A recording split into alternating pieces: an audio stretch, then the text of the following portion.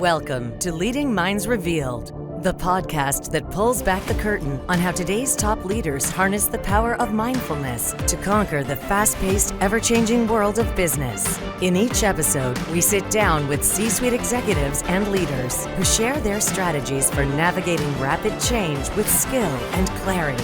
Join us as we uncover the transformative mindsets that drive extraordinary leadership. These insights aren't found in business books, and they'll revolutionize the way you lead. And now, here's your host, Michael Apollo. Hello, everyone, and welcome to another episode of Leading Minds Revealed. In this episode, we're diving into what it means to grow as a leader through change, to evolve from technical expertise into people-centered leadership. You learn how developing self-awareness, seeking mentorship, and building supportive cultures can help leaders navigate complexity and avoid burnout. My guest today is the regional director at Myo, a fast-growing physiotherapy and wellness company that is redefining modern rehabilitation and preventative care. Something I love about Myo is its focus on longevity, which I know is on the minds of so many people now. Over the past 13 years, he's progressed from hands-on clinician to regional leader, helping Myo to scale to 23 locations across North America, including Toronto, Canada, and New York. With that, please welcome Jason Khan. Jason, welcome to the show. Thank you for having me. Oh, my pleasure, my pleasure.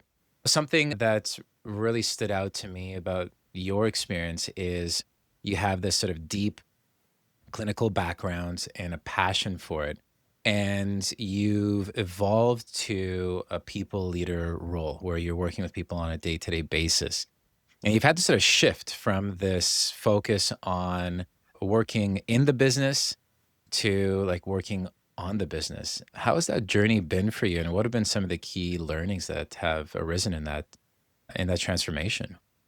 Yeah, great first question. Thank you for that. I've been practicing as a physical therapist for 13 years. And over those 13 years, I've done a lot of education to try to get myself better at my craft. And with that, I've learned a lot about myself. I've learned about my dedication to making sure that every person that comes on my tables would be feeling better, understanding something new about their body.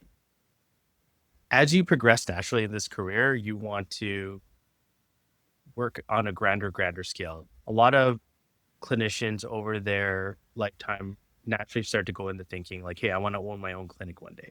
I want to start my own business. I want to take the natural next progression, right? And for myself, that was the exact same thing. So with my experience at Myo, I've been able to move in from starting off as a clinician, moving into what we call a clinic director role, focusing on the business as single units. And then eventually what landed me about, 3.5 years ago as a regional director for Myo Toronto. One of the biggest things I took away from this whole experience is that I was so focused on my own practice that I had to completely learn a new set of skills. And the new set of skills is yes, I felt like I really wanted to learn. I was a really highly motivated person, getting better at my skills, but I had to find how do I extend that to the rest of my team and the rest of the people in the region, right?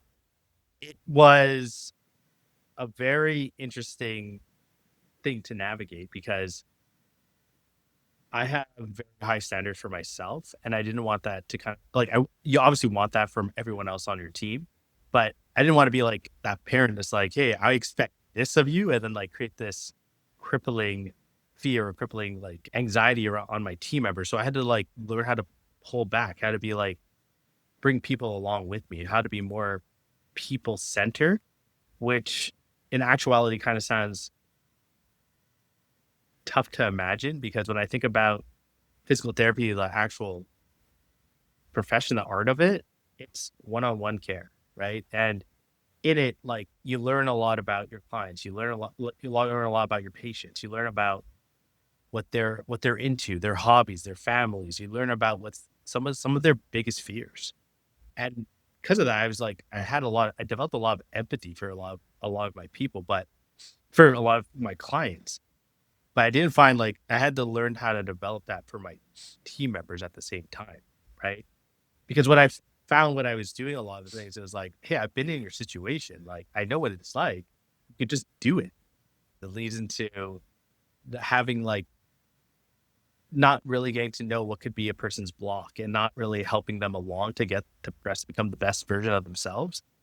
So there was a lot of learning into this. And the way I always articulate it is like, I trained 13 years to run the best marathon I can. And right when I'm going to run my personal best, I had to pull back. I pulled back and pivoted to go to coaching. And with all the tools that you learn to be a marathon runner, you still need to learn the art of coaching. And that's something I've really embraced over these last couple of years, specifically in the role I'm in now. And it's something that I continue to want to get better at. Try to push the envelope, try to push my development on how to become people centered. Even though it's not, it seems not, it seems funny to say because I think people feel like you either have it or you don't. But I do think you have to kind of like develop it. What are the, like looking at people-centered leadership, what are the qualities of that? If you were to break it down, what are some of the core attributes that you feel are embodied within a person who's a people-centered leader? What do you aspire to in that way that you've had to sort of really pivot to? Like, what does that optimal people-centered leader look like, and why is that important? Yeah. I mean, people centered can mean a lot of things to a lot of people. I think there is, I know I've talked a lot about this in, in my development. I think one of the biggest things that has helped me along with being more people centered is actually having kids. I find going through, for those who don't have kids, like when you go through kids, it's like you learn to have patience. You learn to have to be a better communicator for them. You truly learn like what it is like to really care for somebody and wanting to see the best of their development. But you also learn that you need to be very strict with them at some periods of time, right? Because if they go and run and do their own thing, yeah, they're gonna have fun, they're gonna have a great time, but they're not gonna develop into like the little humans you want them to develop, right? And in that, you got to say like, no, you're not gonna get chocolate tonight. No, no junk food. No, we need to like sit down and brush our teeth. The reason why I think about that a lot with becoming a people centered leader, I want my people to feel good. I want them to feel appreciated. I want them to feel valued. But through the process, I found I need to give them clear feedback. I need to challenge them. I need to help them along, even when they're not performing at their best. Sit there with it, right? So one of the biggest things that I've really tried to really pay attention to is when I see a leader that's having a difficult time in their role or is not coming in 100% focused, like what do I need to do to make them understand it's okay, but help them come with the realization like, okay, there is a little bit of a block on myself that I'm not performing to where I need to be or not doing the things I need to do to be successful. I feel like that's more people focused leadership. It's making them feel valued, having empathy for them, caring about their career growth, and like making sure that they feel heard. But I also do think the other side of it is I want to make sure that they are being challenged. I want to make sure that they're getting the proper feedback that they need to continue to develop. And I want to make sure that I'm continuously pushing as well. And it's a fine balance, right? And it's really hard to know that when you're striking that balance. And to be honest, some days I don't know if I'm striking the right balance. Some days I'll go into work and I'm like, I was really too hands off. I was too laid back. I was just too kind. I didn't give enough feedback. Or then there's sometimes I'm just like, oh, maybe I was too direct. Maybe I give too much information. I think a part of the process and I nowhere think I'm completed my journey in in leadership is that I'm going to continue to trial and fail with it throughout my years in this role.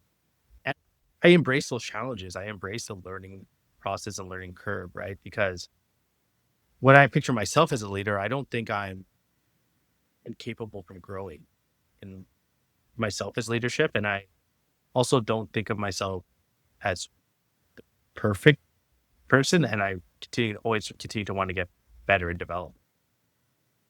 When I look at my experience with raising kids, there's just so much humility that came out of it and so much realization of how much my habits influence my actions and continuously having to sort of rein that back. And I think to your point, just really being focused on how can I best support this individual? How can I best serve this person? How can I take care of them in the best way possible? And what I'm hearing there is both from a how did they feel cared for, and then how do they feel like they're growing? And it's really interesting is you don't really know what the optimal answer is, but coming in with that openness and curiosity and that opportunity just to allow yourself to be reflective and embrace the fact you don't know, I think as you share it, that usually sets me up to just offering the best advice that I can or just not saying anything because maybe that's not being called for.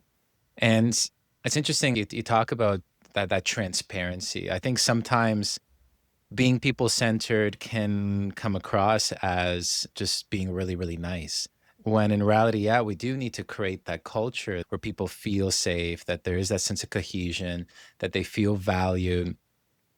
And there's also this reality of just being very clear and transparent and open.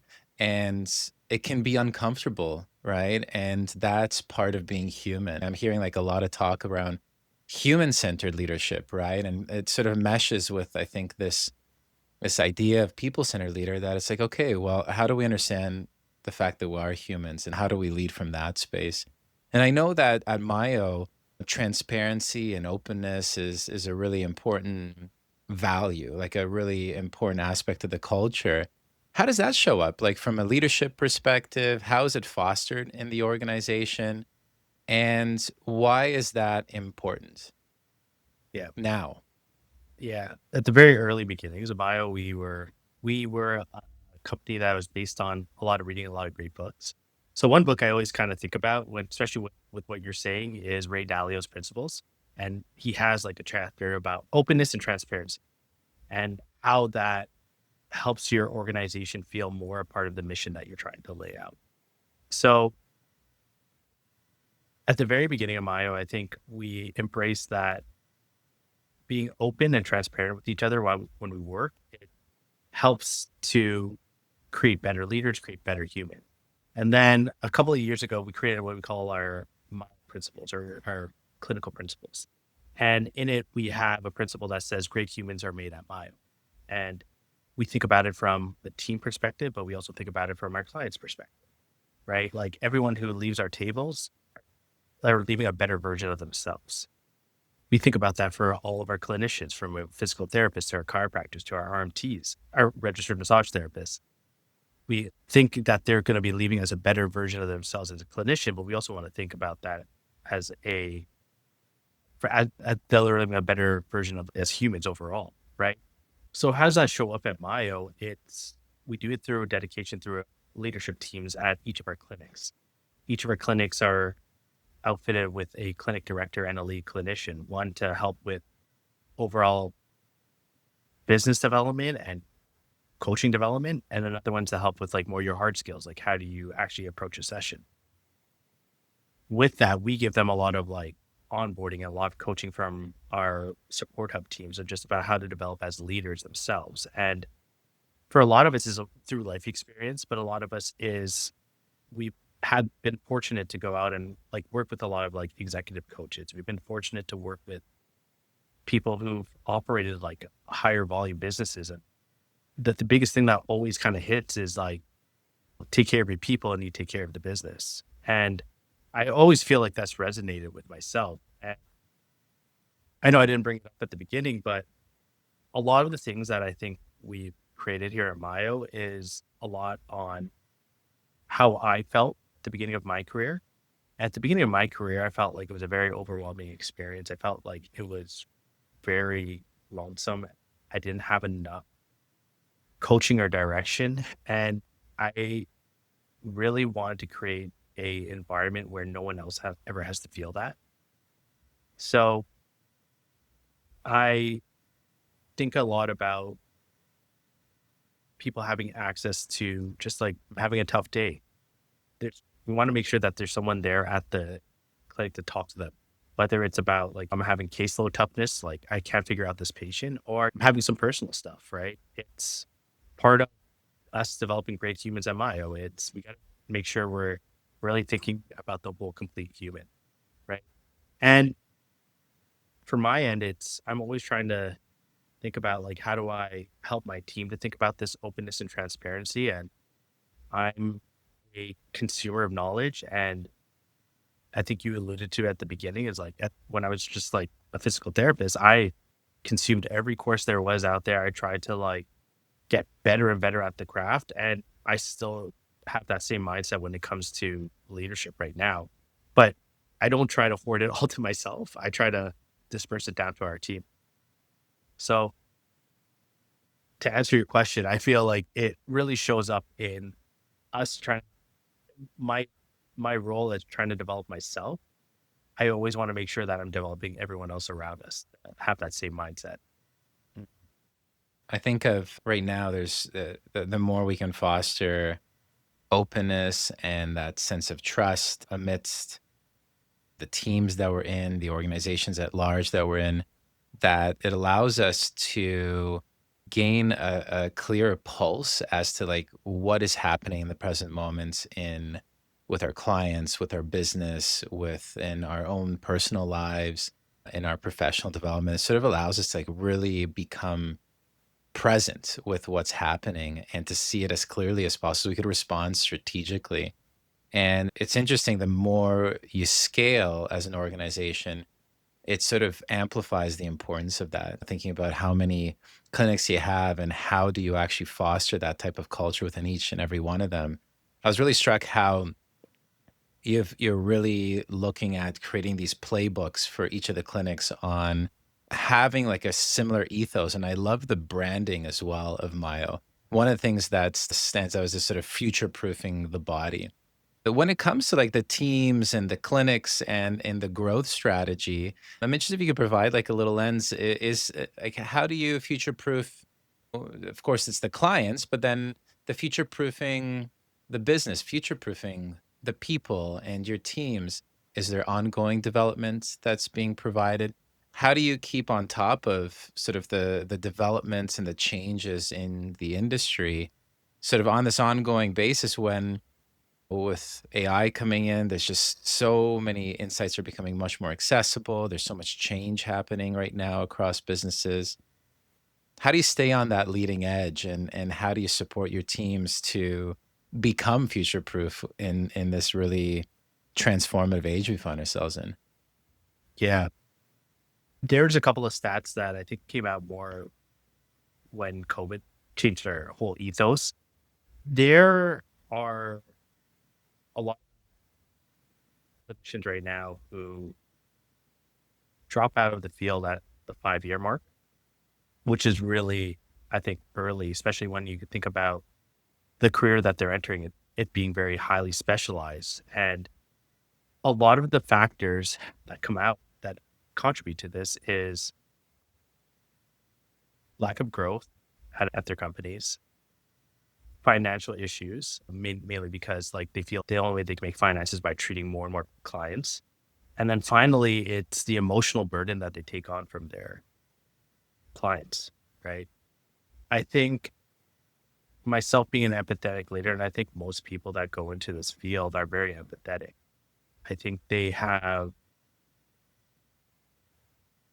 this very caregiver mentality, and this causes them to take on a lot of the emotions when their clients don't get better, or if their clients are having a really bad day. So the reason I highlight that first is you can't really know how to grow and develop your team and help them develop in their careers until you know what the bottlenecks is, right? And I think what I found before is like we used to think, oh, let's just create all these great opportunities. You build it, people are going to come, but you're not understanding the true root issues about what could be getting in the way of them staying in the field, was them staying in their not fully realizing their potential to grow. So I think that's a really big hone in. And the second thing is we have a really big L&D focus, and like I contribute a lot to that for Myo. It's how do we keep creating opportunities for them to develop from a coaching perspective, like developing themselves as leaders? How do they develop themselves for personal growth perspective? And how do they develop themselves from like a clinical perspective?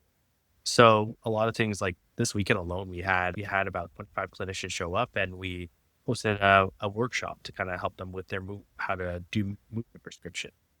At the end of this month, we have 45 of our clinicians in the region showing up from 7 p.m. to 11 p.m. just to learn with myself and our co-founder, Vin Pham, at one of our locations. And the reason we do this is because clinical is something that speaks to our team. They want to get better at this. But then we also have what's called leader in training. Our leader in training program is like, hey, like you're looking at leadership and you don't know if that's really the thing that you want to do. Do you want to be a lead clinician? We've created a 6-month program where they're able to get exposure to what it's like to actually be the day-to-day roles of a clinic director as a lead clinician. So they can make a better decision like, hey, after 6 months, like, do I really want to do this role if this ever comes up for me? And what we found, we have a 90% success ratio with people actually fully understanding what the role is and what the day-to-day looks like and getting into the role more successful. And then the last thing is our Evolve program. The Evolve program I actually particularly proud of because it has nothing to do with becoming a better clinician, nothing about becoming better at like a leadership position. It's all about your own personal growth, right? And the coolest thing about the Evolve program is we pair each of the Evolve mentees with someone in our support hub level, right? So I think we've now ran this for 3 years, and I've got to mentor people in LA, people in Vancouver, right? And now people in New York. And it's a nice way to keep connected with the different regions, but it's also a nice way for some people, the bigger the company gets, they don't get to hear all these perspectives. So they get to learn those perspectives, right? So also with that, like I think about, there's some other great programs that we have developed at Myo, and all of it is geared around the idea that we're creating more opportunities for people to find a niche that they might not get at any other company to hopefully develop and take those opportunities being available. Yeah, that's so interesting because within your industry, I could imagine many clinicians just like a lot of horizontal movement within and across different clinics, and by really listening to their needs and just seeing the growth pathways that they're looking for, the support that they need to get them through burnout and to develop them personally, professionally as being a leader in their as a leader and in their clinical work. I can imagine that's creating a lot of opportunities for retention. And I think it's great how simple it is too, like having an evolved program that can really support the personal development ambitions, the clinical work that supports the clinical professional growth, and then the leadership incubator too, because as you scale is where can you source that talent. And the peer-to-peer learning is such a lot of the research is saying that is one of the most effective ways to grow leaders, is having those conversations. And you and the founders of Myo, you were sharing in one of the conversations we had around how you would have these sort of like an executive think tank where you would just talk about leadership insights. You'd have a book that you'd be working through or podcast that you circulate, and then working with an executive coach now too. That type of leadership mastermind group and executive coaching, what was the impact like that for you as you like how did it benefit you in your growth and pathway? And what are some of the insights that you pull for that other leaders can sort of draw from and informing how they grow and where they find these types of communities and growth opportunities? Yeah. One thing I'm going to say is I think I'm very privileged to be a part of the group at Myo because I think we all came in with the mindset that we want to grow and we want to get better at this, better for this company. And because of us coming together, we push each other, we challenge each other, we are able to have reflections on like how I've showed up as a leader for this last year, right? So, for instance, next week we're going to do our leadership offsite, and what we're doing is we're bringing like all the key leaders from each of the different regions to LA because we have a few clinics out there, and we're going to talk about like, hey, what's our plan for 2026, but a big component of it is what are some of the biggest challenges you face this year? Where should you give yourself more praise? Where should you give yourself more thanks? And we do that's the first thing we kick off because we recognize that when you're working so hard on a business, it's very hard to like take your head out and like really realize like the things that you're created and things that you're working on, right? One of my earliest memories is when I took over Yorkville. We started this book club, and it was on the book, The 21 Laws of Leadership. I can't remember who the author is, but it's a really great book if anyone out there has read it before. And we would go chapter by chapter, week to week. And it was just a group of like 3 or 4 of us. And we would read the chapter, come back and like literally be like, hey, like, where have you seen this show up in the business? Where have you seen this? Like, have you done this before? Like, and it just you get to hear others' experiences. But you get to hear like trying to like really think about themselves and challenge themselves. So like that mentality has never left Myo. And now it's about what I always do at Christmas is I always make sure that whatever book I'm like really diving into, I make sure I give it to all my clinic directors and lead clinicians. The reason being is like I want them to kind of share the knowledge, to get and like see where my head's kind of going for the next year. And just like little gestures and like little things like that has really helped out. Something else that's like really helped me is been able to connect with people in other fields, other walks of life, and kind of talk to them like, what are some of the challenges you go through? Like, what do you do personally? I have a really good friend that's a higher up manager at TD, and sometimes when we won't see each other for maybe a year, but whenever we get together, it's like, yeah, how are you doing with your role? And what have you been doing to grow? What have you been doing to grow? And I think trying to find those people is part of the battle. But like once you find those people, it helps to push yourself. And in a world where I think to the point where you're making earlier, AI is more prevalent, like we're more likely to be doing things over the computer, you got to go seek that out.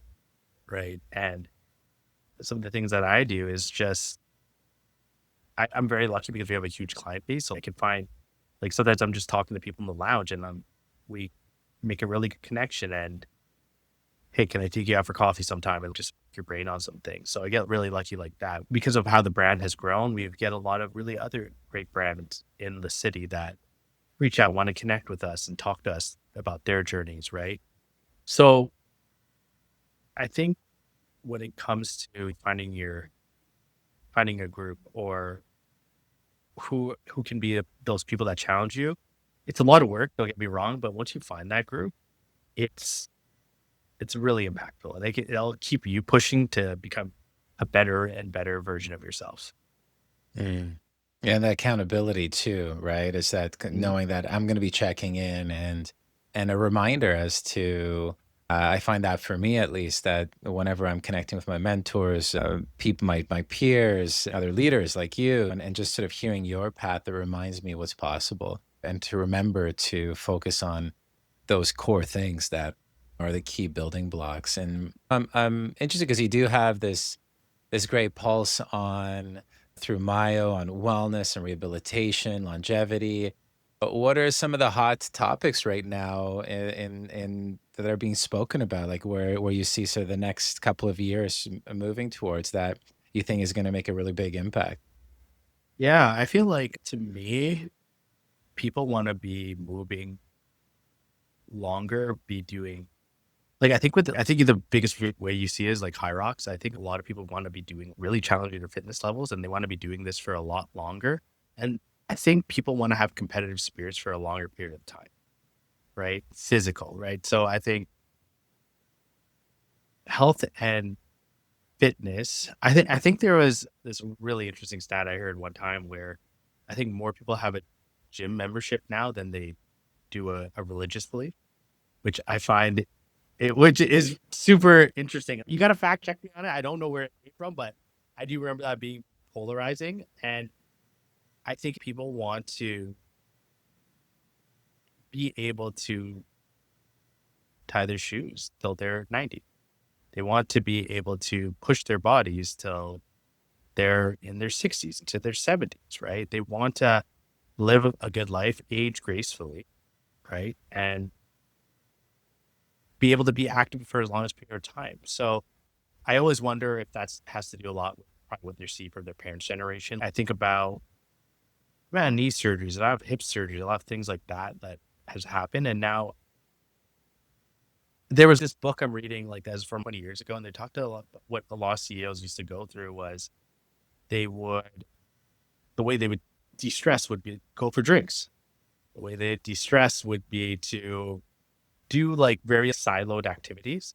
And now I'm seeing what people are thinking about is their overall full body wellness. When I think about my mental health, right? How many times do you hear people that actually are working with counselors to think about their mental health or thinking about meditation, thinking about things of that? People are thinking more about their body health, right? People 20 years ago, I don't think high functioning executives are like, yo, I got to be on a 5 day a week workout routine. I think it's more commonplace now, right? And I think work-life balance is obviously a big thing. And I think people think about that more from like, how do I recover after doing this really intense activity, right? And the intense activity being is your work, your life, playing with your kids. Like, I need to recover. So I think a lot about the trend is people want to take better care of themselves. And I think Myo is just really primed for that. And I think more broad scope, I think physical therapy, chiropractic, and massage therapy are really primed for that, right? One big stat that I always go back to is that only 8% of North America uses those services, right? And when I think about people coming to the Myo atmosphere, our whole premise is we are going to show you something new about your body. We're going to teach you about body IQ. So I think about the amount of people that could be doing these activities and get discouraged if my knee goes out, my back goes out, my neck goes out, something goes out. But how do we make sure that we future-proof you and make sure that you can take care of yourself? So my overall summary is the general trend is people are just trying to take care of themselves whole body wise, whether mentally, physically, emotionally. Thank you so much for sharing that. I think it's really on point too. I notice for myself, uh, I'm completely aligned. I'm 43 right now, and when it comes to my physical health, I want to be able to train. I want to be able to compete longer. I'm going to be competing in a martial arts tournament in a Mm. couple of months, which is a big accolade because it's been 20 years since I used to compete in. I did competitive sailing and football and some other martial arts back then, and it's almost this sort of coming full circle, and I do notice as well. There's this greater awareness around the benefit of taking care of your whole self. And I think, yeah, you're right. The people just want to live longer. And it takes that whole person perspective, that's the emotions, the mind, the body. And I think for anybody listening to right now is are you taking care of yourself with that? Do you have that network? Like for example, what Myo provides, right? Is where you can have a team supporting you through this pathway. And even Jason, like how you were talking about the power of those select few people, doesn't have to be many, that provide you that sense of community to get you through what you're getting through, to help you grow. It's the same for leadership as it is for wellness and the mind and the body. And it's just so important to keep that focus and to keep remembering that it's very valuable. And I think you really illustrated how that works. And something that I'm interested in as well. I know that you're going on this leadership retreat soon with your team in LA. what are some of the challenges that leaders are facing now from what you've been hearing from your leadership teams, others, and that you anticipate that they're going to be facing over these next few years? We're in a very transformative time. If you could synthesize it into like what's one really core challenge that leaders are going to be faced with within the next 2 to 3 years, what comes to mind?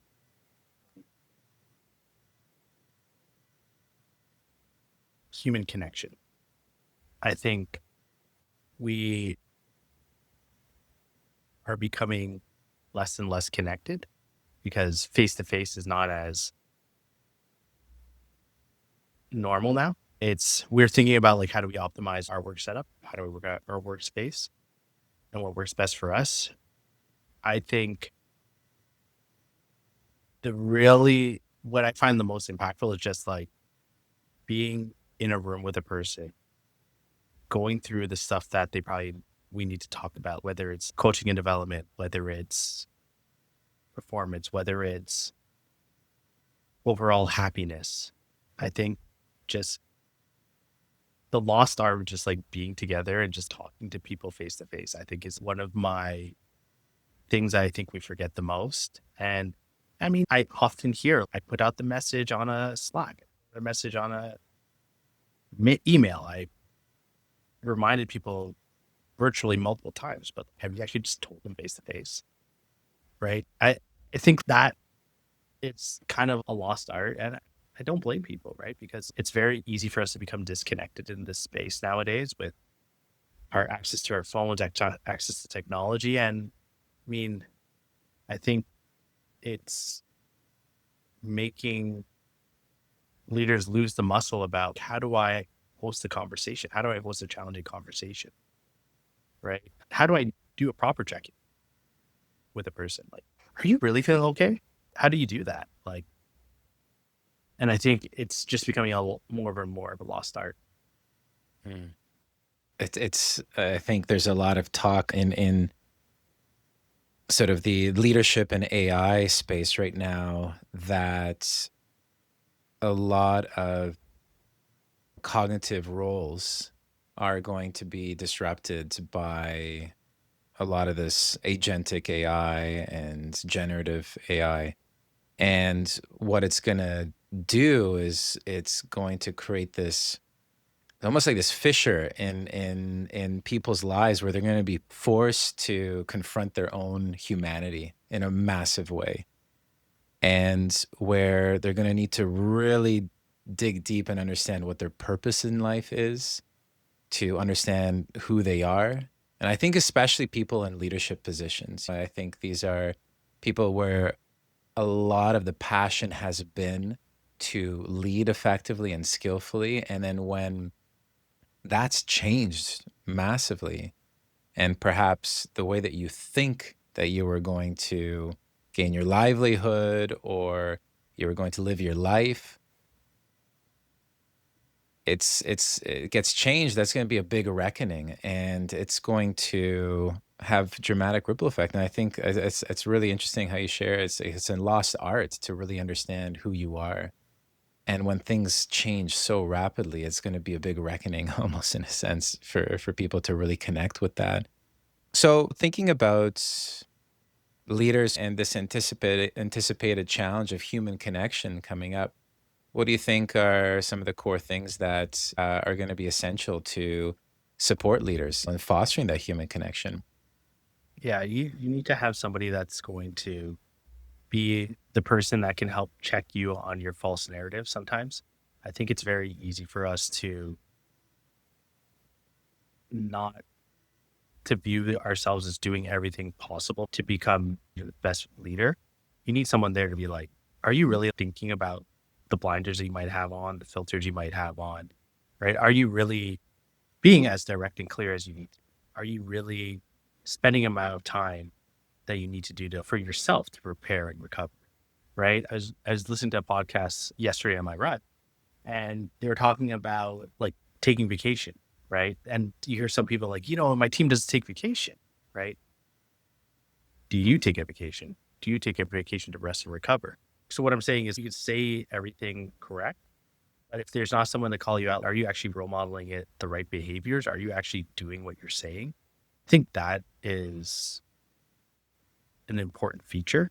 And also allowing somebody to give you that, because it's very easy to become very defensive when somebody is trying to tell you something about yourself that you might not have that picture, that vision of yourself, right? You might be seeing it in a different lens, but no, this is actually what's happened, right? So I think you kind of need that person over your shoulder that's going to help you along. For me, I have a partner, I have my wife, right? And she's just very directed. Sometimes she's just like, oh, that's how you view it in a different way. So I'm very appreciative of that. But we need that. You need that person in your life. I think of coaching, right? And the value of coaches, of the community and the networks that we spoke about, of consistent learning. This is something that has come up in our conversation here, of having that be something that's just front and center, to continually reflect and to continually grow, and to see what are the filters that I'm looking at, what habits have I developed, and are those really helping me? And something as well that struck me, and I've been thinking about it quite a bit, is how purpose driven you've been. And something that you've shared is that when you were beginning your clinical work, you had this real solid understanding of what you don't want to be experiencing in a culture, right? In an organizational culture, as an individual, as you grow. I think one of the things was just a pure profit focused atmosphere where that doesn't embrace the humanity side of things. I think just one of the last things I'd love to just gain your insight on is, what is the role of really having a clear purpose and clear articulation of how you want to live your life and what you want and don't want, and sustaining yourself as an individual, as a leader. Yeah. It's funny. Like, I think when you think about purpose, it's like such a heavy concept in some respects. I used to think, okay, you could have a purpose at work, you can have a purpose in your life, you can have a purpose in, I don't know, fitness. But I think about purpose needs to be your through line for who you want to be as a person. And everything around it kind of follows that North Star. I've been sitting a lot with that concept, because I think about what 20 years from now is my purpose going to still be the same, right? And if it's not, was that really truly the right purpose? Because I think when you have a really good understanding of what your purpose is, it drives you to get through things. So the purpose that I think that I resonate with the most, and I still am etching this out in my mind, navigating it as we go through, is I want to help people realize their full potential. I think about that from my family's perspective. I think about that from anyone that I work with's perspective. I think about that from my perspective too.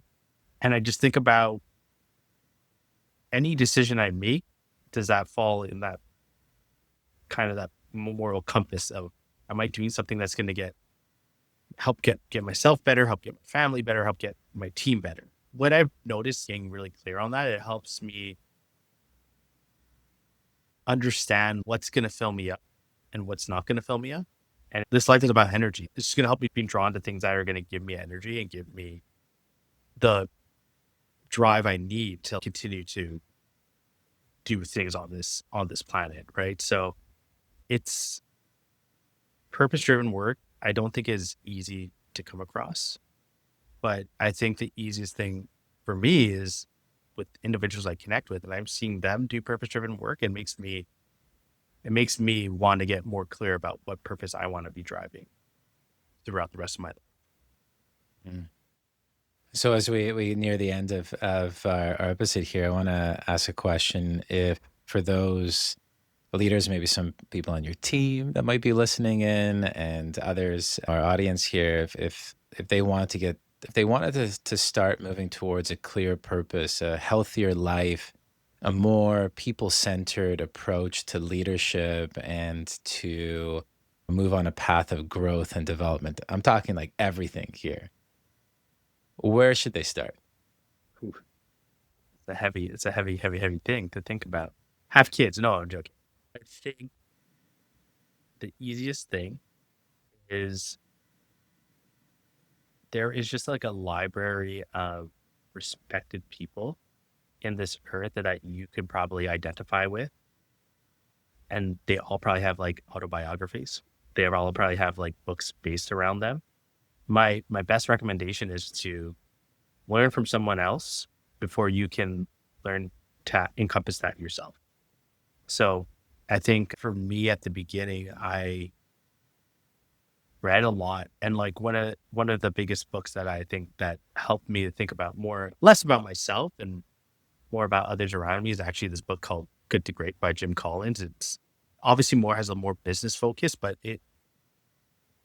the biggest thing I walked away with is that people ahead of you, everything takes care of yourself. And I think they actually have a section around like having like your company having purpose and it truly driving value.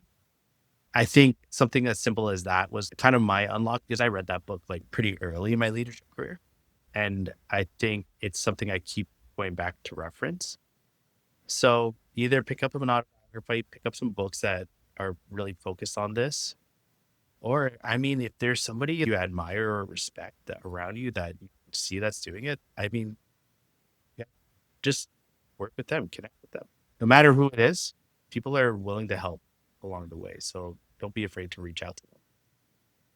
Yeah, and I think that that's really it's timeless. It's a timeless wisdom where I think just continuously consuming those insights from other leaders that you respect and that you resonate with, and surrounding yourself by a community of people that can support you, and then just applying yourself on an ongoing basis is so key, and something that I think we're really going to take away from our chat here today. And if our listeners want to connect with you or learn more about Myo, how would they do that? Visit our website, myo.com. Look into our Instagram, Myo, to connect with me specifically. Reach out to my LinkedIn, Jason Khan. Also, I have my Instagram, JPT Rehab. And I'm always opening to connecting. I'm always opening to meet other like-minded people. So please don't be afraid. Awesome. We'll definitely put the links into the description, so please do check that out. Jason, thank you so much for sharing your journey with us today, from your early days as a clinician to your current role as culture builder and mentor.